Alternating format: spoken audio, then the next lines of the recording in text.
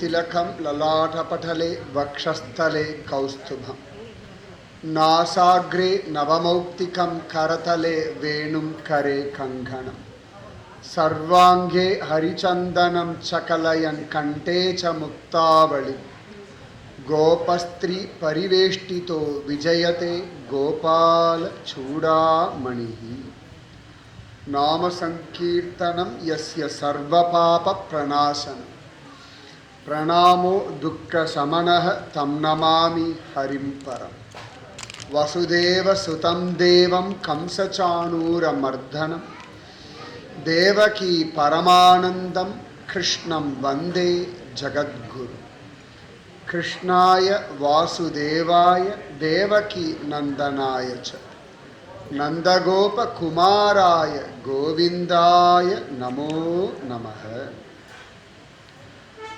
पल्लाண்டு पल्लाண்டு पल्लायिरत्ताண்டு பல கோடி நூறாயிரம் மல்லாண்ட தின்தோள் மணிவண்ணா உன் சேவடிச் செவ்வி திருக்காப்பு அடியோமோடும் நின்னோடும் பிரிவின்றி ஆயிரம் பல்லாண்டு வடிவாய் நின்வளமார்பினில் வாழ்கின்ற மங்கையும் பல்லாண்டு வடிவார் சோதி வளத்துறையும் சுடராழியும் பல்லாண்டு படைபோர் புக்கு முழங்கும் அப்பாஞ்ச சந்நியமும் பல்லாண்டு.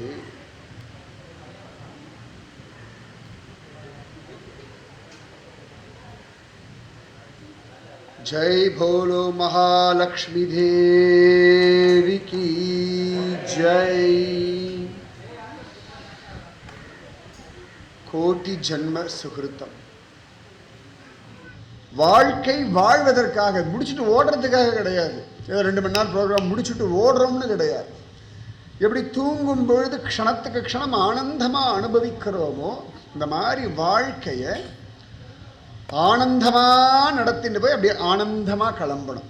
சுகமாக ரிலாக்ஸ்டாக வாழணும், ரிலாக்ஸ்டாக கிளம்பணும், திரும்பி வந்தாலும் ரிலாக்ஸ்டாக வரணும். அவ்வளோதான். திரும்பி ரிலாக்ஸ்டாக வாழணும். அந்த லட்சியம் திரும்ப திரும்ப லட்சியம் லட்சியம் லட்சியம் சொல்கிறேன். அந்த லட்சியம்ன்ற வேர் சொல்லிருந்து வந்தது தான் லக்ஷ்மின்ற நாமமே. லக்ஷ் அப்படின்றோம் இல்லையா, லக்ஷ்யா லட்சியம். லக்ஷ்மி அப்படின்னாலே உணர்தல்னு அர்த்தம்.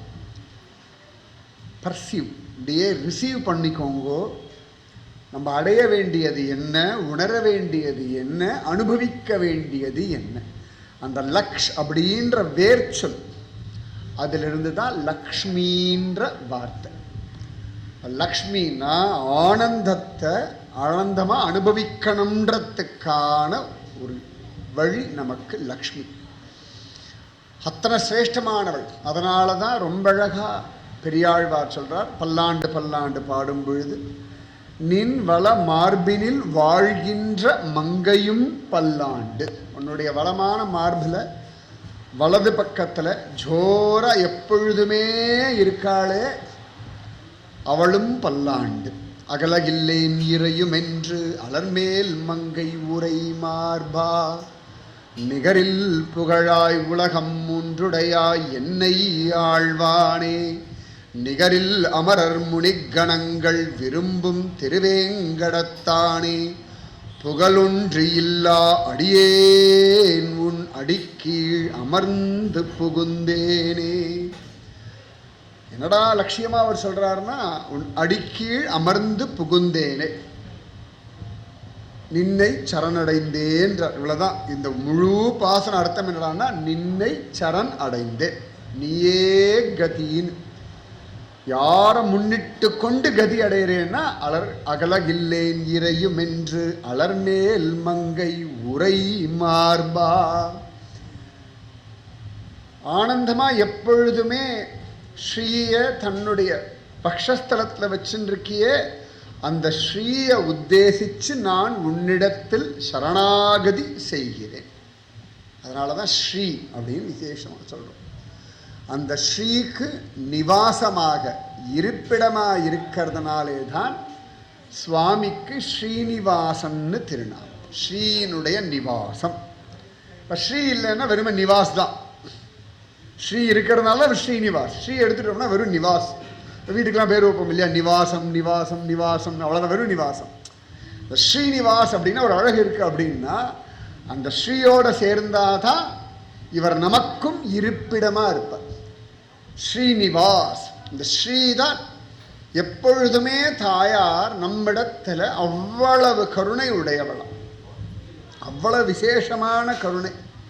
நமக்காக சுவாமியினிடத்தில் பேசுறதுக்கான புருஷகார பூதை லக்ஷ்மிநாத சமாரம்பாம். குரு பரம்பரையை சொல்லும் பொழுது கூட லக்ஷ்மிநாத சமாரம்பாம் எடுத்தோன்னே ஸ்ரீமன் நாராயண சமாரம்பம் ஆரம்பிச்சிடலாம். அப்போ கூட ஸ்ரீமன் நாராயணா தான். ஸ்ரீயை விட்டுட்டு வெறும் நாராயணா கிடையாது, ஸ்ரீமன் நாராயணா பாடினா கூட ஸ்ரீமன் நாராயண. அப்போதான் நாராயண பதத்துக்கே ஒரு அழகு வருது. எப்படி வெறும் நாராயணா நாராயணான்னா முக்கால்வாசி நாராயணா நாராயணா சொல்லியிருக்கிறது நம்ம நாரதர் தான். அது கூட கிண்டலாக தான் இருக்கும், ஆண்டாரியா நாராயணா நாராயணா சொல்லிட்டு. அதே ஸ்ரீமன் நாராயணா அப்படின்னா ஒரு மரியாதை வந்துடுறதோன்னு ஸ்ரீமன் நாராயண். அதனால தான் லக்ஷ்மிநாத சமாரம்பா நாத யாமுன மத்தியமா அஸ்மதாச்சாரிய பரியந்தாம் வந்தே குரு பரம்பரம். லக்ஷ்மிநாதனை உத்தேசிச்சு, லக்ஷ்மியுடைய நாதன்றதுனால அவனிடத்துல சரணாகதி பண்ற. லக்ஷ்மியே அவனை நம்பி இருக்கிறதுனால, அவள் சொன்னா அவன் கேட்பான்றதுனால அவளுடைய அனுகிரகத்தை உத்தேசிச்சு நான் நாராயணன் திருவடிகளில் தஞ்சம் புகுகின்றேன். சரணாகதி அப்படின்னாலே அவன் திருவடியை ஏண்டா பிடிக்கணும் அப்படின்னா, ஏன் திருவடியை பிடிக்கணும்? இதுக்கெல்லாம் சரணாகதி கனடா ஏற்றம்னா தாயார் அப்படி தானே சொல்லி கொடுத்துருக்கா. தாய் மொழின்னு தானே பேர், தந்தை மொழின்னு எங்கேயாவது இருக்கா? தாய் நாடு தானே, தந்தை நாடு தானே இருக்கா? எல்லாத்துக்கும் தாய் தாய் தாய். அப்போ என்னடா, லக்ஷ்மி தான் சிரேஷ்டம். அதனால தான் சரணாகதி. ஏன் சரணாகதி விசேஷம் சொல்கிறோம்னா, திருப்பார்கடலில் சுவாமி ஆதிசேஷன் மேலே அனந்த சயனனாக ஜம்முன்னு பள்ளி கொண்டு படுத்துட்டு இருக்கான். சாந்தாகாரம் புஜகசயனம் பத்மநாபம் சுரேஷம் விஸ்வாதாரம் ககனசதிருஷம் மேகவர்ணம் சுபாங்கம் லக்ஷ்மீகாந்தம் கமலநயனம் யோகி ஹிருத்யானகம்யம் வந்தே விஷ்ணும் பவபயஹரம் சர்வலோகைகநாதம். லக்ஷ்மீகாந்தம். எத்தனை விதமான பயம் உண்டோ அத்தனை பயத்தையும் அறுக்கக்கூடியவன். பவபயஹரம் சர்வலோக ஏகநாதம். எல்லா லோகத்துக்கும் ஏகநாதனா இருக்க யாரானா லக்ஷ்மீகாந்தம் கமலநயனம் யோகி ஹிருத்யானகம்யம் வந்தே விஷ்ணும் பவபயஹரம். லக்ஷ்மிகாந்தனா இருக்கிறதுனாலே என்னுடைய பாவங்களையும் குற்றங்களையும் மன்னிச்சு என்னை கண்டிச்சு நல்வழிப்படுத்தி என்னை நல்லபடியாக வாழ வச்சுடுவா. லக்ஷ்மிகாந்தனான விஷ்ணு வந்தே பவபயஹரம், நிச்சயமாக என்னை காப்பாற்றிடுவா. அப்போ தேவர்கள்லாம் வந்து கூப்பாடு போடும் பொழுது யார் சுவாமிக்கு சொல்கிறா அப்படின்னா, அந்த சரண சேவை பண்ணிட்டு இருக்கிற லக்ஷ்மி சொல்கிறாளாம். குழந்தைகள்லாம் வந்திருக்கா, சிரமம்னு சொல்கிறா, நீங்கள் கிருபை பண்ணுங்கோ. சரண சேவை பண்ணுறாளாம். ஸ்ரவணம் கீர்த்தனம் விஷ்ணோஹோ ஸ்மரணம் பாதசேவனம் அர்ச்சனம் வந்தனம் தாஸ்யம் சக்கியம் ஆத்ம நிவேதனம் நவவித பக்தின்னு பிரகலாதன் சொல்கிறான். அதில் ஸ்ரவணத்துக்கு ஒரு ஆளை சொல்லுவா, கீர்த்தனத்துக்கு ஒவ்வொருத்தரும் எக்ஸாம்பிளாக சொல்லுவாள். ஆனால் பாதசேவனம்ன்ற வார்த்தை வந்தால் மட்டும் எல்லா பிரிவாலும் சொல்கிற ஒரே ஒரு எக்ஸாம்பிள் மகாலட்சுமி தாயார் மட்டும்தான். மகாலட்சுமி தாயார் மட்டும்தான் பாதசேவனத்துக்கு இன்னி வரைக்கும் ஒரே எக்ஸாம்பிள். ஸ்ரவணம் யார் வேணா சொல்லுவா, வால்மீகியை சொல்லுவா, ஆஞ்சநேய சுவாமியை சொல்லுவா, கீர்த்தனத்துக்கும் ஆஞ்சநேய சுவாமியை சொல்லுவா, வால்மீகியை சொல்லுவா, சுகபிரம்ம மகரிஷியை சொல்லுவா, நிறைய சொல்லுவா. பாதசேவனம் திருவடியை பிடிச்சு அந்த பாதசேவனம் பண்ணுறது எப்படி பண்ணணும் அப்படின்னு கேட்டால் மகாலட்சுமி தாயார் போல். ஏன் அவள் திருவடியே கதின்னு கிடக்கிறான்னா, உன் திருவடியில் இருந்துட்டா அது ஒரு சேஃப்டிப்பா. உன் சரணமே கதி, நின்னை சரணடைந்தேன். எனக்கு ஒன்றும் தெரியாதுப்பா, எனக்கு ஒன்றும் தெரியாது. போலீஸ்காரா கூட யாராவது திருடெல்லாம் பிடிச்சிருந்தா ஹேண்ட்ஸ்அப் சரண்டர் அப்படின்வான். சரண்டர் ஆயாச்சுன்னா பிரச்சனை கிடையாது. சரண்டர் ஆகலைன்னா மட்டும்தான் ஷூட்டிங் ஆடும். சரண்டர் ஆயாச்சுன்னா அவளை ஒன்றும் பண்ணக்கூடாது. இப்போ சரணாகதி அப்படின்றது பெரிய விஷயம்னு தாயார் சொல்கிறா. திருவடியை பிடிச்சுட்டே கண்ணாலே சொல்லிடுறாளாம். எல்லாரும் அவன் திருவடியை நினச்சிக்கோங்கோ, எல்லாம் சரியாக போயிடும். இந்த திருவடியை நினச்சுண்டா போதும், வேறு ஒன்றுமே வேண்டாம். மாம் ஏகம் சரணம் விரஜ, என் ஒருவனை மட்டுமே சரணடை. திருப்பதி பெருமாள் தன் திருவடி இப்படி காட்டிட்டு தான் இருக்கார். என் திருவடியே கதின்னு கடன். அழகா இப்படி ஜம்முன்னு காட்டுறாராம். ஏண்டா அப்படின்னா மகாலட்சுமி சொல்றாப்பா, பிடிச்சி பாரு தெரியும். எனக்கே தெரியாது என் திருவடி மகிமை, அவளுக்கு தான் தெரியும். அவள் சொல்றா பிடிச்சுக்கோ, பிடிச்சாச்சுன்னா காப்பாற்றியே ஆக வேண்டிய தர்மம் என்னுடையது. லக்ஷ்மி தேவி அப்படிதான் அவன் சரணத்தை பிடிச்சு காற்றாளாம். அத்தனை சிரேஷ்டம் அந்த லக்ஷ்மி தேவி. மா லக்ஷ்மி அப்படி லக்ஷ்மி அவதாரம் பண்ண ஸ்ரீமத் பாகவதத்தில் அஷ்டமஸ்கந்தம் 8வது ஸ்கந்தம் 8வது அத்தியாயத்தில் லக்ஷ்மியினுடைய அவதாரத்தை பற்றி காண கிடைக்கிறது. ரொம்ப அழகா இருக்கும். திருப்பார்கடல் கடைகிறார்கள் ஜோரா. ரொம்ப விசேஷமான திருப்பார்கடல், க்ஷீராப்தி அப்படின்னு சொல்றோம் இல்லையா, இந்த திருப்பார்கடல் அமிர்தம் அப்படின்ற ஒன்று எடுத்து எல்லாரும் பகிர்ந்துக்கணும்னு சொல்லி திருப்பார்கடல் கடையிறதுல பகவான் சொல்றான், நீ அசுராளுடைய உதவியும் வாங்கிக்கோ இந்திரா. பகவானே சொல்றான், நீ வாங்கிக்கோ இந்திரா, தனியாலாம் முடியாது, அவர்களும் வேணும், எல்லாரும் சேர்ந்து தான் கடையணும். அப்புறம் அவளுக்கு பங்கு கொடுக்கணும். ஆமாம், கடையும் போது கொடுக்காம இருக்க முடியுமாடா, அவனுக்கு ஒரே கவலை, எல்லாத்துக்கும் ஒரு பங்கு வேணுமே அப்படின்றான். சுவாமி சொல்றார், கூப்பிட்டுக்கோ, எல்லாரையும் சேர்ந்து அழகாக கடைவோம், திருப்பார்கடலை கடைவோன்றான். மந்திரமலை வாசுகி, வாசுகிக்கும் பங்கு தரேன்னு சொல்லி திருப்பார்கடலை கடைகிறார்களாம். ஜம்முன்னு மந்திரமலையை மத்தா வச்சு வாசுகியை கயிறா வச்சு தேவர்கள் அசுரர்கள் எல்லாருமா கடைகிறார்கள். அது பேலன்ஸ் நிற்க மாட்டேங்கிறது. அப்போதான் பகவான் கூர்ம அவதாரம் எடுத்து அழகாக தாங்கினான். அதனால தான் நமக்கெல்லாம் பெருசாக கூர்ம கோவிலே கிடையாது. ஏன்னா நமக்கு சம்மந்தம் இல்லாத ஒரு அவதாரம். யாரோ கடைஞ்சா, யாரோ அமிர்தம் சாப்பிட்டா நமக்கு என்ன பிரயோஜனம், நம்ம கதையாக கேட்டுருக்கோம், அவ்வளோதான். அதனால ஒரே ஒரு ஸ்ரீகூர்மம் மட்டும்தான் கூர்மநாதர் கோவில். வேற எங்கேயும் பெருசாக கூர்ம பகவானுக்கு ஏற்றம்லாம் கிடையாது. வராகமூர்த்தி நிறைய உண்டு. பூமியே வராக க்ஷேத்திரம்தான், எல்லாமே ஆதிவராக க்ஷேத்திரம்தான். திருமலை திருப்பதியாக இருக்கட்டும், திருக்குறுங்குடியாக இருக்கட்டும், ஆழ்வார் திருநகரியாக இருக்கட்டும், எல்லா இடத்துலையும் வராக சுவாமி தான் பிராதானியம். அவர் தானே பூமியை உத்தாரணம் என்று வந்தார். அதனால லேண்ட்லார்டு யாரும், லேண்ட்லார்டுன்ற வார்த்தை ஒரே ஒருத்தருக்கு தான், வராக சுவாமிக்கு மட்டும்தான் லேண்ட்லார்டுன்ற வார்த்தை, வேற யாருக்கும் கிடையாது. ரங்கராஜனுக்கு கூட கிடையாது, மலையப்பனுக்கு கிடையாது, வேற எந்த சுவாமிக்கும் லேண்ட்லார்டு அப்படின்னா நரசிம்மர் கூட கிடையாது. நரசிம்மர் கூட அந்த லேண்ட்லார்டுடைய லேண்டில் ஒரு தூண்லேருந்து வந்தவர் தான் நரசிம்மர். லேண்ட்லார்டு அப்படின்னா வராகசுவாமி மட்டும்தான், பூவராகர் அப்படின்றோம் இல்லையா, அந்த வராகசுவாமி.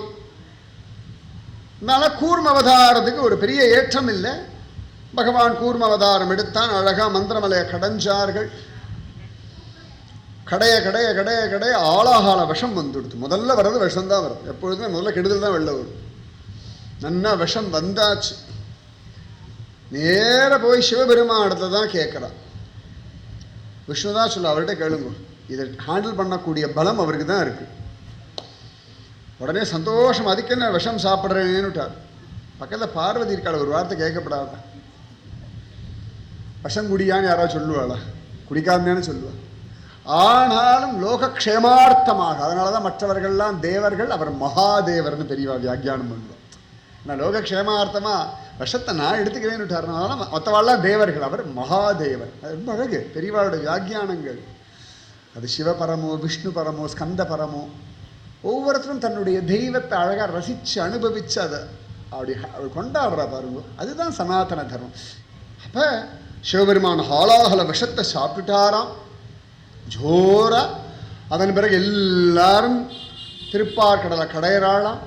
பகவான் அசுராளுக்குள்ளேயும் அந்தர்யாமியாக இருந்த கடையறான், தேவர்களுக்குள்ளேயும் அந்தர்யாமியாக இருந்த கடையறான். கீழே ஜோரா கூர்ம அவதாரம் எடுத்து தாங்கின்னு இருக்கான். மந்திரமலைக்குள்ள பலமாக இருக்கானா, வாசுகிக்கு அந்த கயிறுக்குள்ளேயும் அவனே அந்தர்யாமியாக இருக்கான். இது இல்லாமல் பகவான் கருடனா வந்து இது மேலே ஆடும் இல்லையா, கருடனா நின்று மந்திரமலையோட உச்சியையும் பிடிச்சுட்டு இருக்கான். ஒரே சந்தர்ப்பத்தில் இவ்வளவு காரியங்களையும் பண்ணிட்டு இருக்கான். அத்தனையும் பண்ணுறானா, அதை கடைய கடைய கடைய ஒவ்வொன்றா வர்றதான். ஜோரா கௌஸ்துபமணி வந்து தான் சுவாமி எனக்கு வந்து எடுத்துட்டாராம். சர்வீஸ் ஃபீ மாதிரி எடுத்துட்டார். அதே மகாதேவருக்கு ஆழகால விஷம், சர்வீஸ் ஃபீ அவருக்கு என்னடான ஆளாகல விஷம். உச்சை ஸ்ரவஸ் குதிரை வந்து தான் ரொம்ப ஆசையாக இருந்தான் இந்திரனுக்கு. சுவாமி சொல்லிட்டார், மகாபலி வேணும்னா எடுத்துக்கிட்டோம், அப்புறம் பார்த்துக்கலான்ட்டார். அதுக்கப்புறம் ஐராவதம் வந்தது. ஐராவதத்தை ரொம்ப அழகா இந்திரன் எடுத்துட்டான். அதுக்கு 4 தந்தங்கள்லாம் உண்டு. அப்போ இப்படி ஒவ்வொன்னா அழகா வந்துடுத்தான். ஜோரா அந்த திருப்பார்கடல்ல இருந்து ஃபர்ஸ்ட் கிளாஸா வருது. கௌஸ்துபம், உச்சைஸ்ரவஸ், ஐராவதம் எல்லாம் வருதான்.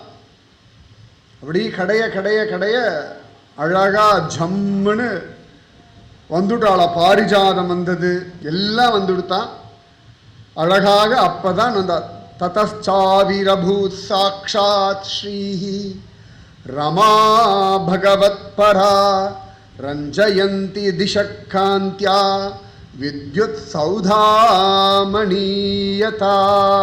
ஸ்ரீமத் பாகவதத்தில் 8வது ஸ்கந்தம் 8வது அத்தியாயம் 8வது ஸ்லோகம் 888 ஞாபகம் வச்சுக்கோங்க. அதில் தான் லக்ஷ்மி அவதாரம் காண கிடைக்கிறது. 8வது ஸ்கந்தம் 8வது அத்தியாயம் 8வது ஸ்லோகத்தில் லக்ஷ்மி அவதாரம். அஷ்டலக்ஷ்மின்றமா இதுவும் ஞாபகம் வச்சுக்கோங்க. 888 நம்ம அதனால ஈஸியாக ஞாபகம் வச்சுக்கலாம் தான் விழுவு சொல்கிறேன். ததச்ச ஆவிரபூத்து அவ்வளவு அழகா சாக்ஷாத் ஸ்ரீஹி ரமா பகவத் பரா. அவள் ஆவிர் பவிக்கும் பொழுதே இந்த ரமா அப்படியே எல்லாரையும் ரமிக்க செய்யும்படியா இருக்காளாம். அந்த ரமா அப்படி ஆவிர் பவிச்சிட்டாலாம். பகவத் பரா, பகவானுக்காகவே ஆவிர் பவிச்சாள். ததச்ச ஆவிரபூத் சாக்ஷாத் ஸ்ரீஹி ரமா பகவத் பரா. ஸ்ரீஹி அப்படின்ற ஸ்ரீ அப்படின்ற வார்த்தையே அவ்வளோதான் குறிக்கிறதா. ஸ்ரீனாலே ஐஸ்வர்யம்னு அர்த்தம். அதனால ஸ்ரீஹப்பதியான பகவான். வெறும் பதின்னு சொன்னால் நல்லா இல்லை, ஸ்ரீஹப்பதி அப்படின்னா தான் அதுக்கு ஒரு ஏற்றம்.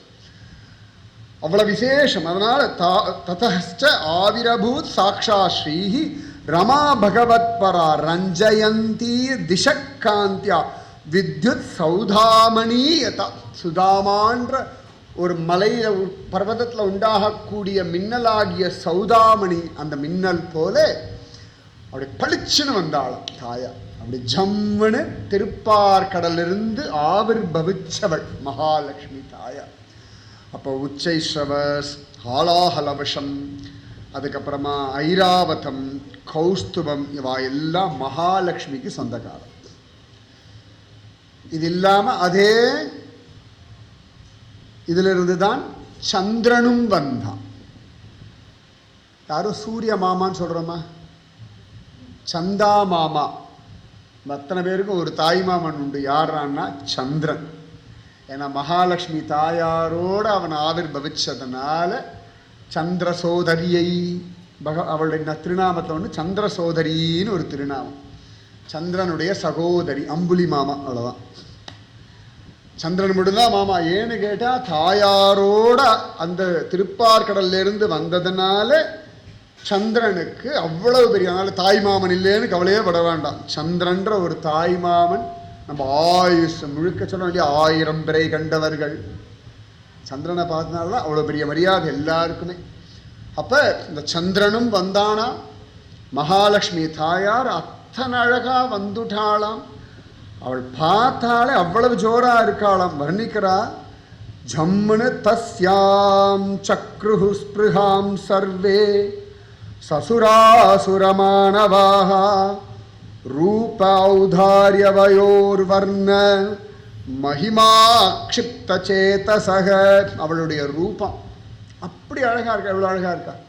பல பல பல பலன்னு ரூபம். அந்த கடாட்சம் எல்லாரையும் அவ்வளோ அழகாக பார்க்குறாள். அக்கறையோட, ஆசையோட, உரிமையோட, ஸ்ரத்தையோட, வாஞ்சையோட பார்க்குறாள். லக்ஷ்மி கடாட்சம். அதான் லக்ஷ்மி கடாட்சம்னு சொல்கிறோம் இல்லையா. ஏன்னு கேட்டால் அவள் கண்கள்லேயே அந்த காருண்யம். நம்ம பராசர பட்டர் சுவாமி ராமானுஜருடைய சிஷ்யர், கூரத்தாழ்வானுடைய பிள்ளை. ஸ்ரீரங்கத்தில் உற்சவ சமயத்தில் நம்பெருமாள் மோகினி வேஷம் எல்லாம் ஜம்முன்னு போட்டுப்பார். ஃபஸ்ட் கிளாஸாக இருப்பார். ஒரு ஆணல்லன் பெண்ணல்லன் அல்லா அலியும் அல்லன். புவன சுந்தரின்னு சொல்லலாம். அன்னைக்கு புவன சுந்தரா கிடையாது, புவன சுந்தரி. அத்தனை அழகாக இருப்பார் சுவாமி. அந்த அப்படி காலை அப்படி வச்சுண்டு, அது கையை அப்படி வச்சுண்டு, அந்த வெண்பட்டு உடுத்துண்டு. நிஜமாவே சிவபெருமான் ஏண்டா மயங்கினான்னு அன்னைக்கு பார்த்தா கண்டுபிடிச்சுடலாம். அவர் மயங்கலைன்னா தான் குத்தம். அழகுன்னா அழகு. இப்போ கேரளாவில் ஒரு கோவில் உண்டு, எத்தனை பேரும் தெரியாது. அந்த ஊரை வயசு பசங்க, நான் சொல்கிறது எல்லாம் காலேஜ் பசங்கள்லாம் பொம்பளை வேஷம் கொண்டு வருவா அந்த கோவிலுக்கு. அப்படி ஒரு பிரார்த்தனை.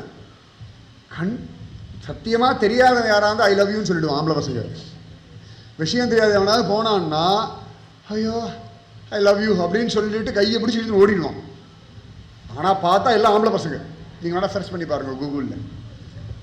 சத்தியமாக பொம்பளை பசங்க தோற்று போயிடும். அப்படி இருப்பாங்க ஆம்பளை பசங்க அந்த பொம்பளை வேஷம் போட்டால். அந்த மாதிரி நம்பெருமாள் அத்தனை ஜோராக இருப்பார். அழகுன்னா அழகு. பராசர பட்டர் சேவிக்க வந்தாராம். நம்பெருமாள் சாதாரணமாக அவரிடத்துல பேசுவார். இப்போ நம்மெல்லாம் அர்ச்சாவதார மூர்த்தியாக பார்க்குற தெய்வம் பக்தா கிட்ட சாதாரணமாக நம்ம எப்படி மனுஷாவை பார்த்தா சௌக்கியமாக இருக்கலான்னு கேட்கணும், அந்த மாதிரி பேசுவார். எப்படி ராமனிடத்துல விஸ்வாமித்திரர் பேசினாரோ, எப்படி கிருஷ்ணனிடத்துல கோபிகைகள் பேசினாலோ, அந்த மாதிரி சாதாரணமாக பேசுவாள். அப்போ நம்பெருமாள் இப்படி அலங்காரம்லாம் அப்படி பார்த்துட்டு இப்படி உட்காந்துட்டு, என்ன பராசரா எப்படி இருக்கு, அழகெல்லாம் அப்படி இருக்கு. பராசரர், அது என்ன சுவாமி உனக்கு என்ன அழகு குறைச்சலா, உச்சந்தரிலேருந்து உள்ளங்கால் வரைக்கும் அதெல்லாம் எப்பொழுதும் உண்டு, எனக்கே தெரியும். கோளழகர், வாயழகர், கண்ணழகர், கொப்பூழில் எழுகமல பூவழகர், எண்ணரங்கத்து இன்ன முதல் ஆண்டாள் எல்லாம் சொல்லிட்டா. இந்த கெட்டப்பு எப்படி இருக்கு அது சொல்லு. இந்த பொம்பளை வேஷம் எப்படி இருக்கு, ஃபர்ஸ்ட் கிளாஸ். அதோடு நிப்பாட்டி இருக்கலாம் சுவாமி, கொஞ்சம் உணர்ச்சி வசப்பட்டு விட்டார். இப்போ சொல்லு, நான் அழகா ரங்கநாயகி அழகான்னு விட்டார். அது வரைக்கும் தேமேன்னு போயிட்டு இருந்தது கான்வர்சேஷன். சுவாமி கொஞ்சம் ஒரு உற்சாகத்தில் சொல்லுடா. பராசரப்பட்டர் சிரிச்சார். சுவாமி நீர் வேற அவ வேற. ரங்கநாதன் சும்மா இல்லாமல் பராசரப்பட்டர், இல்லை இல்லை நீ சொல்லி ஆகணும், நானா ரங்கநாயகியான்னார். இந்த கான்வர்சேஷன் முடிகிற மாதிரி தெரியல, உற்சவம் வேற நடந்துருக்கு. ரங்கநாதனை பார்த்து சொன்னார் நம்ம பராசரப்பட்டர், மேக்கப் அலங்காரம் எல்லாம் சப்ஜாட ஃபர்ஸ்ட் கிளாஸ், பர்ஃபெக்ஷன், அது ஒன்றும் மாற்றம் இல்லை. ஆனா அப்படின்னார். ரங்கநாயகி சப்போர்ட் பண்ணுற ஆள். ஆனா நான் ரங்கநாதன், என்னடா ஆனா, இல்லை வேண்டாம் ரங்கா விட்டுடு, எதுக்கு, நன்னா இருக்கு, இதோடு நிப்பாட்டிப்போம். இல்லை நீ சொல்லித்தான் ஆகணும். ரங்கா இப்போ கூட உன் கண் பார்வை இருக்கு பாரு, எல்லாரும் வரவாళ్ళ இப்படி ஸ்கேன் பண்ணிகிட்டே இருக்காய். இவன் என்ன பண்ணான், இவன் என்ன கொடுத்தான், எதுக்கு வந்திருக்கான், இன்றைக்கி ஏன் வந்தான், எவ்வளோ நாள் எங்கே போயிருந்தான், இப்போ கூட வந்துட்டு பாரு பக்கத்தில் இருக்காட்ட பேசிட்டு இருக்கான், என்ன பார்க்க மாட்டேங்கிறான், இப்படி எல்லாம் இப்படி ஒரு சந்தேகம், ஒரு ஸ்பை பண்ணிகிட்டே இருக்காராம். இந்த சிசிடிவி கேமரா மாதிரி இப்படி பார்க்குறாராம் ரங்கன். அதே ரங்கநாயகி, அடாக்கு வந்து இப்போ தான் வந்தியாடி, என்ன இருக்கியா, இந்த கண்ணில் ஒரு வாஞ்ச இருக்குமே, என் தாயாரை போல் விழிவிழிக்க உம்மால் ஆகாதேன்னுட்டார் ரங்கநாயகி. பாப்பா பாரு, அதில் எனக்கு ஒரு சமாதானம் கிடைக்கும் பாரு, எனக்கு ஒரு திருப்தி கிடைக்கும் பாரு. எங்கள் அம்மா தான்ப்பா, நீ என்ன வேணா வேஷம் போட்டுக்கோ, என் தாயாரை போல் விழிவிழிக்க உன்னால் ஆகாது, அது முடியாது ரங்கா. அப்பயாவது ரங்கன் விட்டுருக்கலாம். இப்போ பாருலாம் பண்ணார். இந்த கண்ணெல்லாம் ரெண்டு போகலாம் பண்ணார். அதில் பயம் கோபம் எல்லாம் வரலாம். அந்த வாஞ்சை காருண்யம் மட்டும் ஸ்வபாவமாக வர்ஷிக்கணும் இல்லையா. அப்போ இந்த வாஞ்சைன்ற விஷயம் எங்கேந்திரான்னா அவளிடத்துலேருந்து தான் வர்றதான். அப்போ அத்தனை அழகாக இருக்காளாம். அந்த கண்களில் எல்லாரும் அப்படி கிருபா கடாட்சம் பண்ணாலாம். அவருடைய பார்வை அப்படியே ஜோரா அப்படி தேவர்கள் மேலே ஜம்முன்னு விழுந்துடுத்தான். இந்த தேவர்கள் மேலே விழுந்துடுத்து அத்தனை பேரும் அப்படி கையை கூப்புறா, எல்லாரும் மயங்குறான். ஆளாளுக்கு ஒவ்வொன்று கொண்டு வந்து கொடுத்துட்டாளாம். விதவிதமாக பாகவத்தில் லிஸ்டே போடுறா, யார் யார் அவளுக்கு என்னென்ன கொண்டு வந்து கொடுத்தான். முதல்ல தேவேந்திரன் அவளுக்கு ஜம்முன்னு ஒரு ஆசனத்தை கொண்டு வந்து கொடுத்துட்டான். அதனால தான் அவனுக்கு கிருபா கடாட்சம் ஃபஸ்ட்டு வாங்கிட்டான். ஏடா நேர ஒரு ஆசனத்தை கொண்டு வந்து கொடுத்துட்டானா தேவேந்திரன். ரொம்ப அழகா பாகவதத்தில் ஜம்முன்னு சொல்றார். தஸ்யாசனம் மானீன்யே மகேந்திரோ மகதத்புதம் மூர்த்தி மத்திய. ரொம்ப அழகா சொல்றா. தேவேந்திரன் அவளுக்கு ஒரு பெரிய ஆசனத்தை ஜம்முன்னு கொண்டு வந்தா. உடனே நதிகள் எல்லாம் ரூபத்தை எடுத்துட்டு அந்தந்த புண்ணிய ஜலங்கள் எல்லாம் கொண்டு வந்துட்டான். கங்கா, யமுனா, சரஸ்வதி எல்லாரும் கொண்டு வந்துட்டாளாம். அப்ப ஜோரா அபிஷேச்சனிகா பூமிஹி ஆஹர சகல ஔஷதீஹி.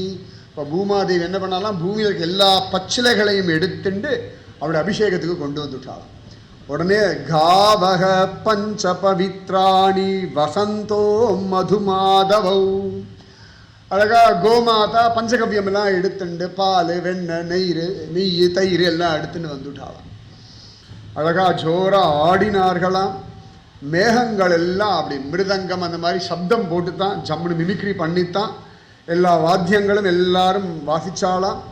ததஹ அபிஷிஹி, ரொம்ப அழகா சதுர்வீன் ஸ்ரீயம் பத்மகராம் சதி. அப்ப கையில தாமரை வச்சுருக்கக்கூடிய அந்த ஸ்ரீதேவிக்கு, அந்த லக்ஷ்மி தேவிக்கு வேத மந்திரங்கள் எல்லாம் பிராமணர்கள் சொல்ல அஷ்டதிக் கஜங்கள் எல்லாம் அப்படி மேலேந்து அபிஷேகம் பண்ணித்தான். அதை எப்போ பார்த்தா கஜலக்ஷ்மின்னு சொல்ல எல்லா இடத்தையும் பார்க்கலாம். கஜம் அப்படி குடத்தை வச்சுட்டு தாயாருக்கு அபிஷேகம் பண்ணுற மாதிரி இருக்கும். அப்போதான் அவதாரம் பண்ணால் அதுக்குள்ளேயே அவளுக்கு ஒரு அபிஷேகம். ராவனுக்கு கூட பட்டாபிஷேகம் 14 வருஷம் போஸ்ட்பான் ஆச்சு. கிருஷ்ணனுக்கு பட்டாபிஷேகமே கிடையாது. ஒன்றே ஒன்று தான், கோவிந்த பட்டாபிஷேகம் ஒன்று தான். கோவர்தன மலையை தூக்கினதுனால இந்திரன் கர்வபங்கமாகி கண்ணனுக்கு பண்ணானே ஒழிய, அப்படி பிறந்த உடனே ஒரு அபிஷேகம்ன்றது மகாலட்சுமி தாயாருக்கு மட்டும்தான். அப்படி ஜம்முன்னு அவளுக்கு அபிஷேகம் பண்ணிட்டாளாம். உடனே சமுத்திரராஜன் கண்கள்ல ஆனந்த பாஷம். சமுத்திரகபீத கௌஷேய வாசசி சமுபாகரது வருணக ஸ்ரஜம் வைஜயந்திம் மதுனா. ரொம்ப அழகா சமுத்திரராஜன் தன் பெண்ணா ஏத்துட்டார். அதனால தான் அலைமகள் அப்படின்னு சொல்றோம்.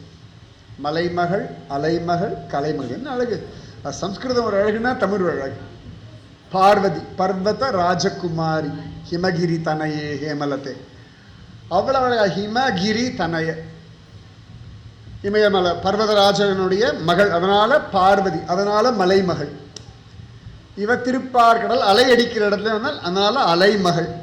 அவள் எப்பொழுதுமே கலைமகள். மலைமகள், அலைமகள், கலைமகள். என்ன அழகு! ரசிக்கணும். நம்ம சனாதன தர்மம் போல ரசிக்கிறதுக்கு வேற யார் சொல்லித்தரணும்? அப்படி அவ்வளவு அழகா தாயாருக்கு பட்டாபிஷேகம் ஆகிறது. பட்டாடைகள் எல்லாம் கொடுத்தாச்சு. ஜோர அலங்காரம் எல்லாம் பண்ணிட்டாளாம். தாமரை மாலையெல்லாம் அவ கையில கொடுத்துட்டாளாம். ஜோரா நம்ம வருணன் அழகா வந்தான். வைஜெயந்தி மாலையை கொண்டு வந்து கொடுத்துட்டானா அழகாக. விஸ்வகர்மா பிரஜாபதி வந்து நிறைய நகைகள் கொடுத்தாளாம். சரஸ்வதி தேவி முக்தஹாரம் கொடுத்தாளாம். பிரம்மதேவன் தாமரையை கொடுத்தாரு. அவர் தாமரையில் தானே வந்தார். அதனால் அம்மாவுக்கு ஜம்முன்னு இந்தாம்மா தாமரை அப்படின்னு தன்னையே கொடுக்குற மாதிரி தாமரையை கொடுத்துட்டாராம். நாகங்கள்லாம் 2 குண்டலங்கள் கொடுத்துதான். அவ்வளோ அழகா ஜோரா அவள் கையில் மாலையை கொடுத்த உடனே எல்லாரும் தயாராகிட்டாளா கழுத்து நீட்டிண்டு. எனக்கு தான், எனக்கு தான், எனக்கு தான், எனக்கு தான், எனக்கு தான். எல்லாரும் அவளை பார்த்துட்டு இருந்தாலும் ஒருத்தர் மட்டும் அவளை பார்க்காம இருந்தாராம். அது யாரும், அது நம்மளை கண்டுக்காம ஒருத்தர் இருக்காரு. எல்லாரும் என்னிடத்துல ஆசை. யாருக்கு தான் செல்வம் வேணான்னு சொல்ல போறான்? நின்னையே தான் வேண்டி நீள் செல்வம் வேண்டாதான் தன்னையே தான் வேண்டும் செல்வம் போலே. குலசேகர ஆழ்வார் அனுபவம். பெரிய ராஜாதி ராஜன். லக்ஷ்மி கடாட்சம் எப்போ வரும்னா, நீங்கள் பாட்டு உங்கள் வேலையை பண்ணிட்டு உங்கள் லட்சியத்தை கரெக்டாக இருந்தேன்னா லக்ஷ்மி உங்களை தேடி வந்து கிருபை பண்ணுவா. சந்தேகமே வேண்டாம். அவ்வளோதான். எனக்கு லக்ஷ்மி கடாட்சம் வேணுமேன்னு ரொம்ப டென்ஷன்லாம் வேண்டாம். உங்கள் லட்சியத்தில் நீங்கள் கரெக்டாக பண்ணிட்டு இருந்தீங்கன்னா கர்மண்யேவ அதிகாரஸ்தே மா பலேஷு கதாச்சன மா கர்ம பலஹேத்துர் பூஹு மாதே சங்கோத்ஸ்வ கர்மணி. சுவாமி அவ்வளவு அழகா அங்கே நின்றுருக்கார். லக்ஷ்மி தேவி வந்தா பகவான் கழுத்தில் அப்படி மாலையை போட்டுவிட்டார். முகுந்த பிரியை ஜம்முன்னு. அப்பதான் பிறந்தா, அப்பதான் பட்டாபிஷேகம், அப்படே கல்யாணம். எதுக்கு நடுவில்?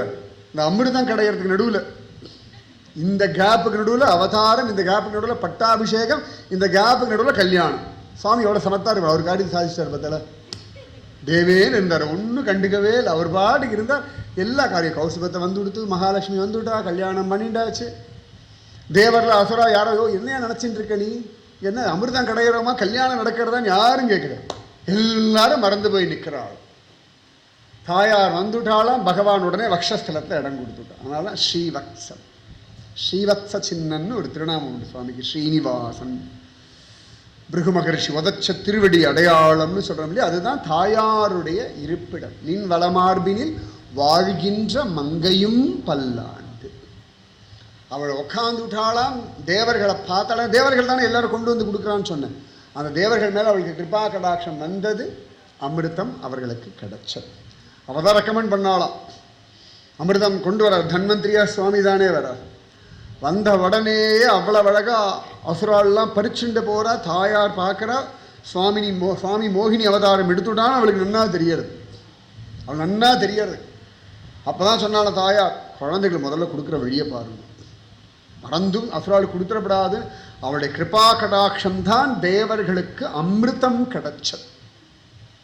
அவளுடைய வார்த்தைக்கு வசப்பட்டு தான் சுவாமி பெண் அவதாரமாக வந்து, அதான் திருமங்கை ஆழ்வார் சொல்ல, மற்றவாளுக்கெல்லாம் அமுது, உனக்கோ பெண் அமுது அப்படின்னு. இவள் பேர் பெண் அமுதுவான். தமிழ் பேர் என்னடான்னா பெண் அமுது, சாத்தமுது மாதிரி இது பெண் அமுது. இந்த பெண் அமுது யாருக்கிடான்னா முகுந்த பிரியா. அப்படி ஒரு கிருபை பண்ணக்கூடியவள் தாயா. சேவகஸ்ய சகலார்த்த சம்பதஹ சந்தனோதி வசனாங்கமானசைஹி த்வாம் முராரி ஹிருதயேஸ்வரிம் பஜே. கனகதாரா ஸ்தோத்திரத்தில் ஆதிசங்கர் பகவத் பாதர் சொல்றார், யத் கடாட்ச சமுபாசனா விதிஹி. எவளுடைய கிருபா கடாட்சத்தில் சேவகஸ்ய சகலார்த்த சம்பதக எல்லாம் கிடச்சிடும். அவளுடைய ஒரு கிருபா கடாட்சத்தில் எல்லாம் கிடச்சிடும். அப்பேற்பட்ட முராரி ஹிருதயேஸ்வரி உன்னை நான் பஜிக்கிறேன், வாக்கால மனசால காயத்தினால உன்னை நான் பஜிக்கிறேன் அப்படின்றார் ஆதிசங்கர். சின்ன பிள்ளை, இத்தினோண்டு ஒரு பிள்ளை பவதி பிக்ஷாந்தேகின்னு போய் நிற்கிறது. சின்ன பிள்ளை அந்த வீட்டு அம்மாவுக்கு கொடுக்கறதுக்கு ஒன்றும் இல்லை. ஐயோ குழந்தை வந்து நிற்கிறத எப்படி கொடுக்காம இருக்கிறதுன்னு சொல்லி ஒரு நெல்லிக்காய், அது ஊறுகாய் போட்டு வச்சுருந்தா கூட சில இடத்துல சொல்லுவா, அந்த தண்ணியில் ஊற வச்ச உப்பு நெல்லிக்காய், ஊற வச்ச நெல்லிக்காய் எடுத்து கொடுத்தாங்க. சில பேர் அந்த வீட்டில் இருக்கிற மரத்திலிருந்து விழுந்த ஒரு நெல்லிக்காய், வேறு ஒன்றும் கிடையாதான். சரி, அன்றைக்கி அந்த நெல்லிக்காவை சாப்பிட்டுட்டு தீர்த்தம் குடிச்சுக்கலான்ற நிலைமையில் இருக்காளாம். அந்த ஸ்திதியில் அந்த நெல்லிக்காயை எடுத்து கொடுத்த உடனே சங்கரருடைய கண்களில் கண்ணீர். அதாவது இருக்கும் பொழுது கொடுக்கறது வேற, இல்லைன்னாலும் கொடுக்கணுன்ற மனசு வர்றது இல்லையா. சின்ன சங்கரன், 7 வயசு பிள்ளை, குட்டி பையன், கண்களில் கண்ணீர் வழிய இவளுக்கல்லவா நிறைய இருக்கணும் அப்படின்னு கையை கூப்பிட்டு அது பிரார்த்திச்சு கொடுத்து. அவள் வீடு ஒன்றும் ரொம்ப சுகமான வீடுலாம் கிடையாது. சங்கர் அப்பாவும் போயாச்சு, சின்ன வயசுலேயே அப்பா போயாச்சு. அம்மா தேமேனு காப்பாற்றின்னு இருக்கா. ஊரில் ஒன்றும் பெரிய சப்போர்ட்லாம் கிடையாது. இன்றைக்கி வேணால் காலடி ஆஹா ஓஹோன்னு, இன்றைக்கி வேணால் ராமானுஜர் ஸ்ரீபெரும்புதூர் ஆஹா ஓஹோன்னு எல்லாம் இருக்கும் பொழுது எல்லாரையும் படுத்தின ஊர் தான். இன்றைக்கி வேணால் மீரா சித்தோடுன்னு, அதே சித்தோடு தான் மீராக்கு விஷமே கொடுத்தா. இன்றைக்கி வேணால் ஆண்டாள் ஸ்ரீவில்லிபுத்தூர் ஆஹான்னு, ஆண்டாள் பாசுரத்தை பார்த்தாலும் ஸ்ரீவில்லிபுத்தூர்கார ஆண்டாள் எவ்வளோ படுத்தினான்னு ஆண்டாள் ப்ரூஃப் சொல்லியிருக்கா பாசுரத்தில். எல்லாரும் வாயில் வந்தபடிலாம் பேசுகிறான், என்னை கொண்டு போய் கோகுலத்தில் விட்டுவிடு, மதுராவில் விட்டுவிடு, ஆண்டாளே புலம்புறான். ஊரில் தலைப்பழி எய்தி அப்படின்ற ஆண்டாள் நாச்சியார் திருமணம் சொல்ல, என்னை கொண்டு போய் விட்டுடுப்பா, எதுக்குப்பா நீ கஷ்டப்படுற, என்ன எல்லாம் பைத்தியம் சொல்லிட்டா பரவாயில்ல, இந்த பைத்தியத்தை கொண்டு போய் நந்தகோபன் திருமாளிகள் ராத்திரியோட ராத்திரியாக விட்டுடு, பகலில் கூட கொண்டு விடாது, எந்த ஊரும் கண்டுபிடிச்சி திரும்பி கொண்டு விட்டுருவா, ராவோட ராவா விட்டுட்டு போயிடு. அடுத்த நாள் காத்தால் நந்தகோபர் பார்ப்பார், யாரோ ஒரு பொண்ணு வந்திருக்கு, அடடா கிருஷ்ணா யார் ராவன், அவர்கிட்ட தான் கேட்பான், அப்படியே கல்யாணம் பண்ணி வச்சு அப்படியே இருந்துடுறேன், அதான் கொண்டு போய் விட்டுடுன்றான் ஆண்டா. அப்போ இந்த ஆதிசங்கர் அவன் அம்மாவை கஷ்டப்பட்டு தான் இருக்கா, தன் அம்மாவுக்காக பிரார்த்தனை இல்லை. எதுக்கு சொல்லணும்னா, கனகதாரா ஸ்தோத்திரம் சொன்னா தங்கம் வர்ஷிக்கும்னா உங்களுக்காக கேட்டா வர்ஷிக்காது.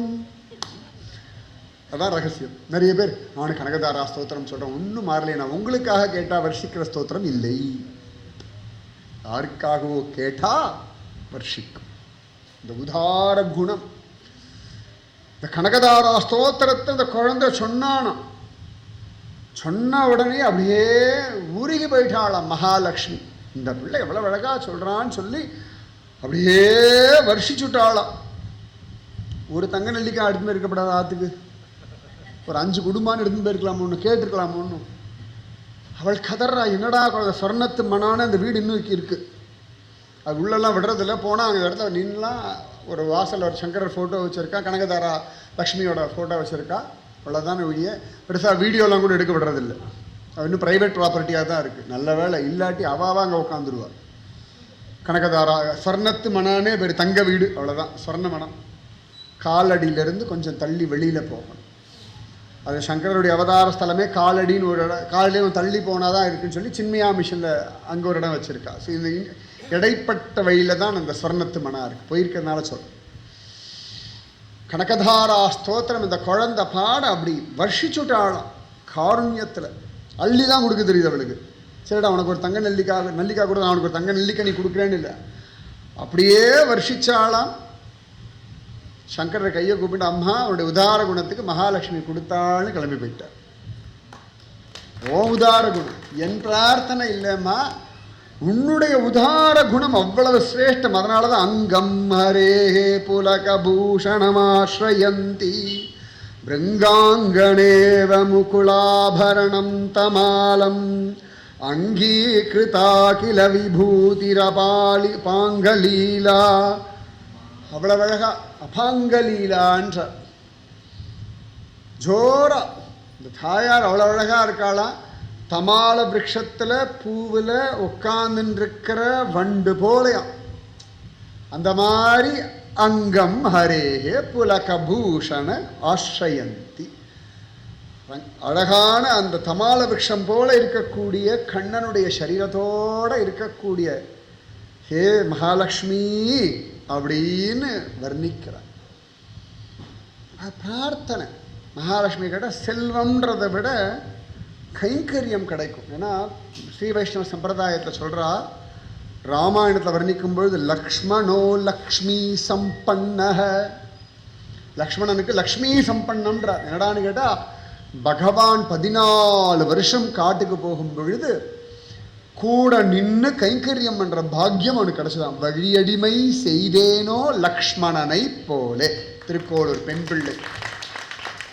14 வருஷம் சுவாமி கூட நின்று ஒரு கைங்கரியமா. இதை விட அதனால்தான் லக்ஷ்மணோ லக்ஷ்மி சம்பன்ன, அஷ்டலக்ஷ்மின்றோம் இல்லையா, அந்த மாதிரி இவனும் கூட எடுத்துட்டானா, மண்வெட்டி எடுத்துட்டானா, கடப்பாரி எடுத்துட்டானா, வில்லு அம்பரா துணியை கட்டின்டானா, இந்த மாதிரி அஷ்ட ஐஸ்வர்யங்களோட கைங்கரிய ஸ்ரீமானான லக்ஷ்மணன் ராமனோடு போனான். லக்ஷ்மணோ லக்ஷ்மி சம்பன்னக. லக்ஷ்மி கடாட்சம்னு என்ன தெரியுமா, நல்லா பகவத் கைங்கரியம் கிடைக்கும். நல்லது பண்ணுறதுக்கான ஆப்பர்ச்சுனிட்டிஸ் நிறைய கிடைக்கும். நல்லது பேசுறதுக்கான ஆப்பர்ச்சுனிட்டிஸ் நிறைய கிடைக்கும். பகவான் கூடவே இருக்கலாமா, பகவத் அனுபவங்கள் அள்ள அள்ள அள்ள அள்ள குறையாம கிடைக்கும். அதான் லக்ஷ்மணோ லக்ஷ்மி சம்பன்ன. நிகமாந்த மகாதேசிகர் அப்படிதான் காஞ்சிபுரத்தில் சில இடங்களில் ஸ்ரீரங்கம்னு சொல்லுவார்.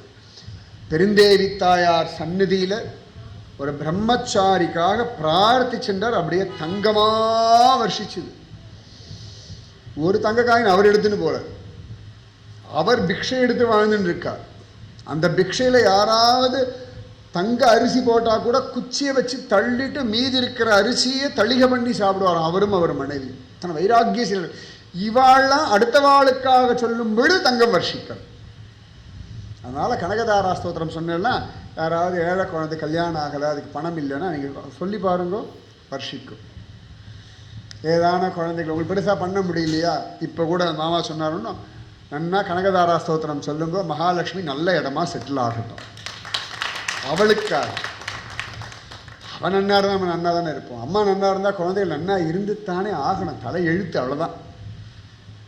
அம்மா நன்னா ஆரோக்கியமாக இருந்தால் குழந்தை ஆரோக்கியமாக இருந்து தானே ஆகணும். தலையெழுத்து தானே. அப்போ கனகதாரா ஸ்தோத்திரம்ன்றது லோகக்ஷேமார்த்தமான ஒரு விஷயம். அப்படி மகாலட்சுமி தாயா திருப்பார்கடலிருந்து வந்தவள், அவளேதான் சீதா, அவளேதான் ருக்மிணி, எல்லாம் அவள் தான். அவளேதான் பத்மாவதி. என்னைக்கு அவதாரம் பண்ணா லக்ஷ்மி தேவி? லக்ஷ்மி தேவியோட பர்த்டே கரெக்டாக சொல்லுங்க. இவ்வளோ தூரம் நாங்கள்லாம் இந்துன்னு பேர் வேறு நமக்கெல்லாம். மகாலட்சுமி பைசா வேணும், மகாலட்சுமி டாலர் வேணும், மகாலட்சுமிக்கு அர்ச்சனை பண்ணணும், அஷ்டலட்சுமி கோவிலுக்கு போகணும். எப்போ பங்குனி உத்திரம் ரங்கநாயகி, பால்குண பௌர்ணமி, ஒரு விதத்தில் பார்த்தா பங்குனி தான். வடக்கில் பால்குண பௌர்ணமி ஹோலி அன்னைக்குத்தான் லக்ஷ்மி தேவியினுடைய அவதாரம். ஹோலி அன்னைக்கு தான் லக்ஷ்மி தேவியினுடைய அவதாரம் அப்படின்னு இருக்கு. சில நிறைய வேண்டும் அல்ல, ஒன்று சொல்லிட்டேன்.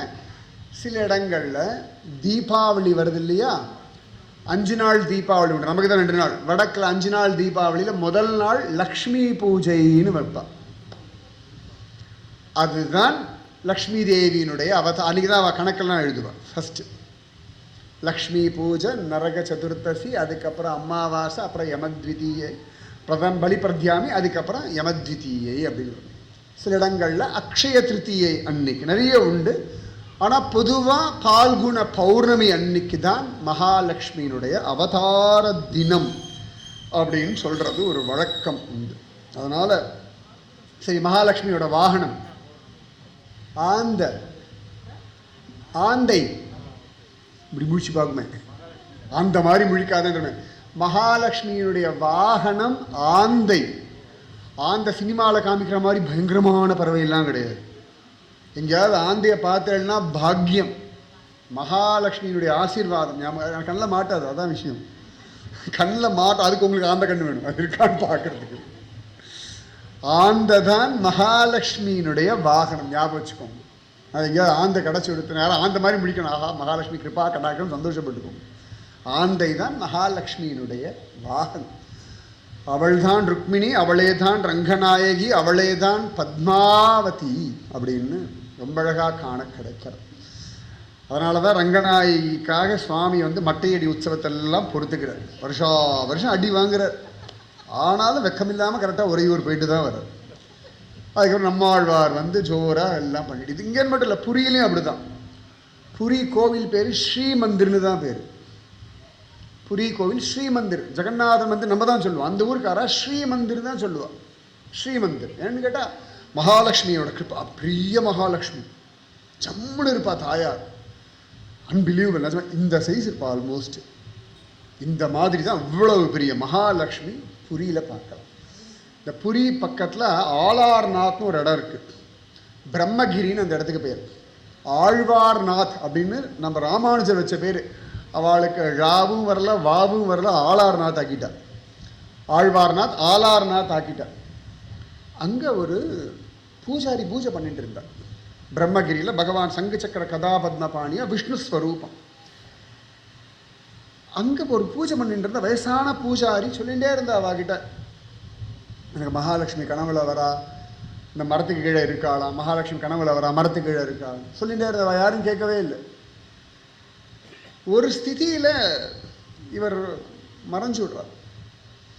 அப்புறம் அந்த மரம் முறிஞ்சு விழருது. கீழே பார்த்தா மகாலட்சுமி இருந்தாள். இன்றைக்கி அந்த மகாலட்சுமி எடுத்து வச்சுருக்கா பிரம்மகிரி ஆலார்நாத். நிச்சயமாக இந்த சைஸ் இருப்பா. இந்த பீடம்ன்றா அப்படி அவ்வளோ பக்கத்தில் பார்க்கலாம். அப்படி இருப்பா. அவளுக்கு சந்தனம் வெள்ளை நிறுத்தி சொன்னால் சந்தன அலங்காரம் பண்ணியிருந்தோன்னு. எனக்கு சந்தன அலங்காரம் சொன்னால் அவளை தான் ஞாபகம் வந்து. அந்த பிரசன்ன வதனம் இதே மாதிரி தான். சப்பி சீப்ஸு, கொழுக்கு முழுக்க, அந்த கண்ணமும் மூக்கும், செல்லக்குட்டி அப்படின்னு கிள்ளி முத்தம் கொடுக்குற மாதிரி தான் அழகு. செல்லக்குட்டி அவ்வளோதான். அது ஸ்ரீ அப்படிலாம் சொல்லிக்கலாமே வழி. அது சமத்துக்குட்டி, வெள்ளைக்கட்டி, சக்கரை கட்டி, அவ்வளோதான். அத்தனை அழகி. அப்படி தாயார் பலருக்கும் பலவிதமாக கிருபா கடாட்சம் பண்ணி கொண்டு தான் இருக்கா. துளசியினுடைய மகாத்மியத்தை நிரூபணம் பண்ணுறதே மகாலட்சுமி தாயார் தானே. அவள் தானே ருக்மிணி பிராட்டி. கண்ணனை துலாபாரத்தில் வச்சுடுறார்கள் துவாரகையில். இன்றைக்கெல்லாம் கண்ணனுக்கு துலாபாரம் வைக்கிறோம். முதல்ல துலாபாரம் கண்ணனுக்கு தான். சத்தியபாமா நாரதருக்கு கண்ணனை தானம் கொடுத்துட்டா திருப்பி மீட்பதற்காக எல்லாத்தையும் கொண்டு வந்து வைக்கிறார். சக்கலத்தையும் ஐஸ்வர்யத்தையும். 16,107 பேரும் தங்களுடைய எல்லா ஐஸ்வர்யத்தையும் வச்ச பிறகு கூட தராசு தட்டு மகள கண் ரொம்ப வெயிட்டாக இருக்காங்க. எல்லாரும் ஓடி போய் ருக்மிணி காலில் விழுந்துட்டாளாம். விழுந்த உடனேயே அவள் ஓடி வந்தாலும் ஒரே ஒரு துளசி தளத்தை எடுத்து தராசு தட்டில் இன்னொரு பக்கத்தில் வச்சு விட்டாள். கண்ணன் லேசாக போயிட்டான்னா துளசி கனமாயிட்டாள். அதனால தான் பத்திரம் புஷ்பம் பலம் தோயம் யோமே பக்தியா பிரயச்சதி. ஒரு இலையோ அப்படின்னு வரும்பொழுது பெரிய வியாக்கியானம் பண்றா துளசீதலம் அப்படின்னு. அகம்பாவமே இல்லாதவள் லக்ஷ்மி. பிருகு மகரிஷி உதச்சார், இருந்தாலும் கோச்சிண்டு கீழே வந்தா அப்படின்னா அவள் கீழே வந்ததுனாலே, கோலாப்பூர் வந்ததுனாலேயே ஸ்ரீனிவாசனம் கீழே இறங்கினார். ஏதும் தர நிற்கும் கருணை கடலன்னை என்றும் இருந்திட ஏது குறை எனக்கு குறை ஒன்றும் இல்லை மறைமூர்த்தி கண்ணான்னு மலையப்பன். எத்தனை கோவில் போகிறோம். திருப்பதி போனால் மட்டும் ஒரு சந்தோஷம், அந்த சரகண்டியும் தள்ளி விட்டுருவா. 2 நிமிஷம் 2 செகண்டு தான். ஆனாலும் என்னமோ ஒரு நிறைவு தெரியுமா.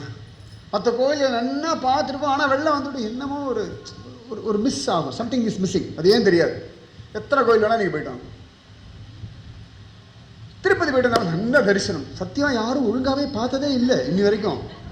பூஜை பண்ணுற அர்ச்சகரை தவிர இது வரைக்கும் யாரும் ஒழுங்காக பார்க்காத ஒரே பெருமாள் மலையப்ப சுவாமி மட்டும்தான். எல்லாரும் நன்னா பார்த்து திருமண் மட்டும்தான். அதை வச்சு ஒரு குத்து மதிப்பாக பார்த்துட்டு வந்துட்டோம். சரியா மாலைகள் இருக்குது. அது டிசைன் வேறு. மலையப்பன் வரைக்கும் ரொம்ப ஈஸி. வெறும் ஆபரணமாக போட்டு விட்டுடலாம், மாலையாக போட்டு விட்டுடலாம். ஒரு யூவை போட்டு ஒரு நாமத்தை போட்டாச்சுன்னா மலையப்பன் அவ்வளோதான், ஜம்முன்னு இருப்பார். அங்கே ஒரு கை அங்கே ஒரு கை வச்சா போதும், மற்றபடி வேறு ஒன்றுமே பண்ண வேண்டாம். ஆனால் திருப்தி ஏண்டானா அகலகில்லேன் இறையும் என்று அலர்மேல் மங்கை உரை மார்பா. தாயார் அகலகில்லேன் இறையும் என்று க்ஷண நேரம் போகமாட்டேன்றானா. ஏன்னு கேட்டால் யாராவது வரும்போது இவர் கோச்சின் முகத்தை இப்படி திருப்பிட்டாருன்னா, அப்படி குனிஞ்சிட்டாருன்னா, வேற எங்கேயா பார்த்தாருன்னா, தாயார் மாறுல உட்காந்து இப்படியே பிடிச்சிட்டு இருக்கலாம். பாரு பாரு பாரு பாரு பாரு அப்படின்னு அப்படி பிடிச்சி வச்சுட்டு இருக்கலாம். கழுத்தை பிடிக்கல, பாரதியை மட்டும்தான் கழுத்தை பிடிச்சா. இப்படி பிடிச்சி வச்சுன்னு பாருங்க, கிருபை பண்ணுங்க. இல்லை அவன் சரியில்லை, சரி இருக்கானோ இல்லையோ, மலை ஏறி வந்துட்டான் இல்லையா. இத்தனை கஷ்டத்துக்கு நடுவில் இவ்வளவு சம்சார சாகரத்தினுடைய உங்கள் மாயையை தாண்டி வந்திருக்கானே, அதற்கே நீ கிருபை பண்ணணும். தெய்வி ஏஷாம் குணமயி மம மாயா துரத்தியா. என்னுடைய மாயை தாண்டுவதற்கரியது நீர் தானே சொல்றீர். இத்தனையும் தாண்டி உம்ம மேல நம்பிக்கை வச்சு வந்திருக்கானே, இதுக்கே கிருபை பண்ணுங்கோன்னு நமக்காக அவங்கிட்ட சப்போர்ட் பேசக்கூடிய ரெக்கமெண்டேஷன் புருஷகார பூதை மகாலட்சுமி. அதுக்கு சொல்லுவா, சீதா பிராட்டியை சொல்லுவா, சித்திர கூட திருப்ப சிறுகாக்கை முளை தீண்ட அத்திரமே கொண்டெறிய அனைத்துலகும் திரிந்தோடி வித்தகனே ராமாவோ நின்ன பயம் என்றழைப்ப அத்திரமே அதன் கண்ணை அறுத்ததும் ஓர் அடையாளம். பெரியாழ்வாரோட பாசுரம். சித்திரக்கூடத்தில் இருக்கும்பொழுது ஒரு நாள் பெருமாள் விஸ்ராந்தியா வில்லு அம்பெல்லாம் உள்ள வச்சுட்டு தாயார் மடியில் ஜம்முன்னு படுத்துட்டாராம் ராமச்சந்திரமூர்த்தி. ராமன் காட்டில் போய் கஷ்டம்லாம் படலை, ரொம்ப நன்னா இருந்தார். காட்டுக்கு போனது அயோத்தியாவாசிகளுக்கு கஷ்டமாக இருந்தது ஒழிய, ராமன் காட்டில் பரம சௌக்கியமாக ரிசார்ட்டில் இருக்கிற மாதிரி தான் இருந்தார். ஊருக்கு ஒரு பர்ணசாலையை கட்டிண்டு அங்கங்கே ரிஷிகளுடைய ரிசார்ட் அங்கெல்லாம் தங்கிண்டு ஆனந்தமாக வேதாந்த விசாரம் பண்ணிண்டு அவளுக்கெல்லாம் விஷயத்தை சொல்லிண்டு தாயார் அப்பாடா தாயார் ஆசைப்பட்டாளாம். நிம்மதியாக அவரோடு இருந்தால் தேவை. எப்போ பார்த்தாலும் பிஸியாக இருக்கார், ஆஃபீஸில் அது இதுன்னு ராஜ்ய பரிபாலனத்தே இருக்கார். ஒரு 14 வருஷம் கிடச்சா. அந்த 14 வருஷம் தான் சுவாமி காட்டுக்கு போனார். இந்த 14 வருஷம்தான் சீதாதேவியினுடைய வாழ்க்கையில் எது பிரசன்னமான காலங்களுக்கோ அப்போ அந்த 14 வருஷம் தான் சொல்லுவது. ஏன்னா ஏகாந்தமாக ராமனோட ஒவ்வொரு காடு மலை நதின்னு சக்கலத்தையும் அவள் என்ஜாய் பண்ணது அங்கே தான். அவள் அவ்வளோ என்ஜாய் பண்ணலாம். ஏன்னா ராமன் சீதாராமனாக இருந்தது வனவாசத்தில் மட்டும்தான். மற்ற இடத்துலலாம் கோசலராமன், தசரதராமன், கோதண்டராமன், எல்லாம் ராஜாராமன். சீதாராமன்னா வனவாசத்தில் தான். கிஷ்கிந்தா காண்டத்தில் அந்த கிஷ்கிந்தையில் ராமன் சீதையை பற்றி புலம்பும்போது நிஜமாவே அவன் சீதாராமன் அது வரைக்கும் கூட தெரியாது. அப்போ அந்த காகாசுரன் வந்து அப்படி கீறானா. தாயார் பார்த்தா பெருமாள் படுத்துன்னு இருக்கார், ரெஸ்ட் எடுத்துட்டு இருக்கார், ஒன்றும் பண்ண வேண்டாம்னு வெயிட் பண்ணால் கடைசியில் அவன் கீறி அவன் மார்பகங்கள்லேருந்து ரத்தம் வந்து அந்த ஒரு துளி பெருமாள் மேலே சிந்த அப்படி சிரித்து பார்த்தார். சீதா பிராட்டியினுடைய மார்பகங்கள் முழுக்க அப்படி ரத்தத்தில் நனைஞ்சிருக்கான். அப்போ தான் பகவான் பார்த்தா அந்த காக்காசனுடைய துஷ்ட காரியம் தெரிஞ்சது. அப்படி புல்லை கிள்ளினான். வல்லவனுக்கு புல்லும் ஆயுதம் இங்கேருந்து தான் வந்தது. வல்லவனுக்கு புல்லும் ஆயுதம்ன்றது ராமனுக்கு மட்டும்தான். மற்ற எந்த புல்தடிக்கு பயில்வானுக்கும் கிடையாது. ராமன் மட்டும்தான். அப்படி எடுத்தான், பிரம்மாஸ்திரத்தை ஜெபிச்சான், அப்படி விட்டான். சித்திரக்கூடத்து இருப்ப சிறுகாக்கை முளை தீண்ட அத்திரமே கொண்டெறிய அனைத்துலகும் திரிந்தோடி எல்லா பக்கமும் ஓடினானா. எல்லா பக்கமும் இந்த புல்லும் துரத்தித்தான். அத்திரமே கொண்டறிய அனைத்துலகும் திரிந்தோடி கடைசியில் வேற வழி இல்லாமல் வித்தகனே ராமாவோ நின்னபயம் என்றழைப்ப வந்து காலில் விழுந்தானான். அப்போ கூட அந்த முட்டா பயலுக்கு எப்படி விழணும் தெரியல, சுவாமி முன்னாடி காலை நீட்டின்னு விழுந்துட்டானான். காயப்பட்டது தாயார். மாட்டிண்டியாடான்னு அவனை கேலி பண்ணலையா, ஐயோ எனக்கு சுவாமி காலில் விழ தெரியலையே, காலை கொண்டு நீட்டானேன்னு சொல்லி அவன் தலையை அப்படி திருப்பி ராமன் திருவடியில் போட்டாளான். அப்போ உடனே நல்ல புத்தி வந்துடுதான், ஐயோ இவ்வளோ தூரம் இவளுக்கு இவ்வளோ சமங்கள் கொடுத்தோம், எத்தனையும் தாண்டி நமக்கு கிருபை பண்ணுறாளே அப்படின்னு சொல்ல, அதன் பிறகு பகவான் கேட்டான் என்னடா பண்ணணும்னு கேட்க, என் ஒரு கண்ணை எடுத்துக்கோன்னு சொல்ல, அத்திரமே அதன் கண்ணை அறுத்ததும் ஓர் அடையாளம். அப்படி நாம் தப்பே பண்ணாலும் கூட நமக்காக பரிந்து பேசி நமக்கு அனுகிரகம் பண்ணக்கூடியவள் மகாலட்சுமி தாயார் அப்படின்னு நிறைய புராணங்களில் பல விஷயங்கள் காண கிடைக்கிறது. இன்றைக்கும் நம்ம எப்படி மட்டையடி உற்சவமோ அந்த மாதிரி புரி ஜெகநாதர் கோவிலில் பார்த்தோம்னா ஜோரா பகவான் ரத யாத்திரை முடிச்சுட்டு பகுதா யாத்திரான்னு திரும்பி போவான். போகிற அன்னைக்கு மகாலட்சுமி தாயார் கதவை அடைச்சிடுவாள். சுபத்ராவையும் பலராமனையும் உள்ளே விட்டுடுவா, ஜெகநாதனை உள்ளே விட மாட்டான். ஏன்னா சொல்லாமல் கொள்ளாமல் போயிட்டார் அப்படின்னு. இவள் 5வது நாள் போய் பார்க்குறான், அப்பயும் உள்ளே விட மாட்டேன், கதவை அடைச்சி விட்றான். அதனால இவள் போட்டிக்கு கதவை அடைச்சி விட்றா கோவில் வாசல். அப்போ பெருமாள் என்ன பண்ணுறான், ஜெகநாதன் ரசகுல்லா வச்சு தாயாருக்கு கொடுப்பானான். அன்றைக்கி பார்க்கணும், அந்த புரி ரத யாத்திரை கடைசி நாளில் ஊரே ரசகுல்லாவோட அலையும். டயபிட்டிஸ் எல்லாம் போகவே கூடாது. இவ்வளோ பெருசு இருக்கும், இதெல்லாம் பால் டென்னிஸ் பால் சைஸுக்கு இருக்கும் ரசகுல்லா. நம்ம ஊர் மாதிரி தூண்டெல்லாம் கிடையாது, நீங்கள் இந்த கடையில் பார்க்குற மாதிரிலாம் இவ்வளோ பெருசு இருக்கும் ஒரு ரசகுல்லா. குட்டி குட்டி கிண்ணத்தில் வாங்கி எல்லாரும் லேலோ ஜெகநாத் லேலோ அப்படின்னு அந்த அதை கொடுத்து தாயாருக்கு கொடு, தாயாருக்கு கொடு. எல்லாரும் ஜெகநாதனுக்காக தாயாரை பார்த்து ரசகுல்லா வச்சு இப்படி வேண்டி பகவானை விட்டுவிடேன், உள்ளே விட்டுவிடேன், உள்ளே விட்டுவிடேன். அந்த ரசகுல்லா வாங்கிண்டு தாயார் ஜெகநாதனை உள்ள விடுவோம், மகாலட்சுமி தாயார். அதில் பார்க்கணும், அந்த சிம்மத்வாரம்னு பேர். புரி ஜெகநாதன் கோவிலோடைய என்ட்ரன்ஸ் 4 என்ட்ரன்ஸ் உண்டு. மெயின் என்ட்ரன்ஸ் வந்து சிம்மத்வாரம்னு பேர்.